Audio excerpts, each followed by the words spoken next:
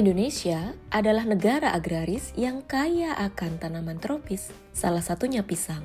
Di Yogyakarta, pisang biasanya dibudidayakan di pekarangan rumah dan tumbuh berdampingan dengan keseharian warga. Sebenarnya, potensi tanaman pisang ini tidak hanya dimiliki oleh Yogyakarta, tetapi juga daerah lain di Indonesia.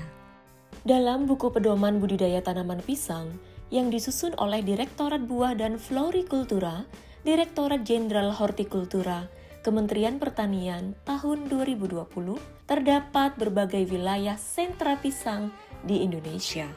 Ada 20 provinsi sentra pisang yang tersebar mulai dari Aceh, Sumatera, Jawa, Bali, Kalimantan, Sulawesi, Nusa Tenggara, hingga Maluku. Tapi, tahukah kamu? Di balik buah pisang yang manis, ada PR besar yang sering kita lupakan. Ada satu hal yang jarang dibahas. Apa yang terjadi setelah pisang dipanen? Setiap panen pisang, petani menghasilkan tumpukan debok dan bonggol pisang yang tidak dimanfaatkan. Debok merupakan batang tengah tanaman pisang, dan bonggol adalah bagian pangkal tanaman yang berada di permukaan tanah. Kedua bagian tersebut sering dianggap limbah. 1 hektar lahan pisang dapat menghasilkan lebih dari 100 batang limbah debok dan bonggol pisang. Jika dibiarkan, limbah ini bisa memicu penyakit tanaman dengan resiko gagal panen. Namun, jika dibakar, asapnya dapat berbahaya bagi kesehatan. Beberapa petani terpaksa membuang limbah tanaman pisang ke tempat pembuangan akhir, bahkan sampai ke tepi pantai di Bantul, Yogyakarta. Di tepi muara sungai, tak jauh dari tumpukan sampah, sisa-sisa debok pisang tampak hangus terbakar. Di daerah lain juga sudah menutup TPA mereka, artinya kita butuh solusi segera. Solusinya ada di dapur kita. Setelah panen pisang, debok dan bonggol pisang bisa diolah menjadi makanan lokal yang lezat, yaitu abon vegan yang rendah kolesterol.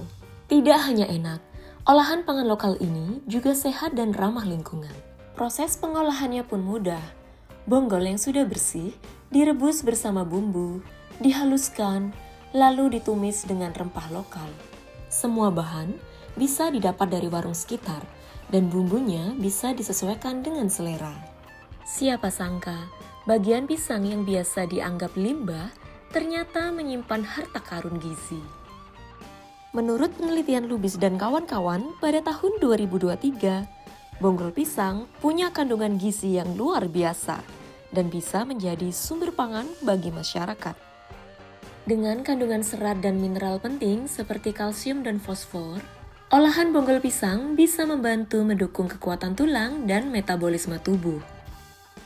Produk inovatif ini ternyata disukai bukan hanya oleh warga lokal, tetapi juga dunia.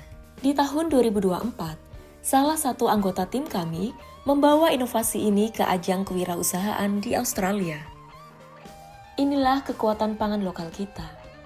Bukan hanya mengenyangkan, tetapi juga memberi gizi, membuka peluang usaha, dan menyelamatkan lingkungan dari potensi limbah. Inovasi ini tak hanya soal produk, tetapi juga pemberdayaan masyarakat. Kami mengembangkan sistem TOT atau Training of Trainers. Melalui pelatihan di perpustakaan masyarakat Bercak Pustaka, para perempuan dan teman-teman difabel ikut belajar dan menyebarkan ilmu. Narasumbernya bergantian, ilmunya menular. Bayangkan, jika setiap desa dapat memanfaatkan potensi limbahnya menjadi pangan lokal. Kita tidak hanya mengurangi limbah organik, tetapi juga memperkuat ketahanan pangan nasional. Dari sisa tanaman pisang bisa tumbuh semangat wirausaha, solidaritas, dan keberlanjutan lingkungan.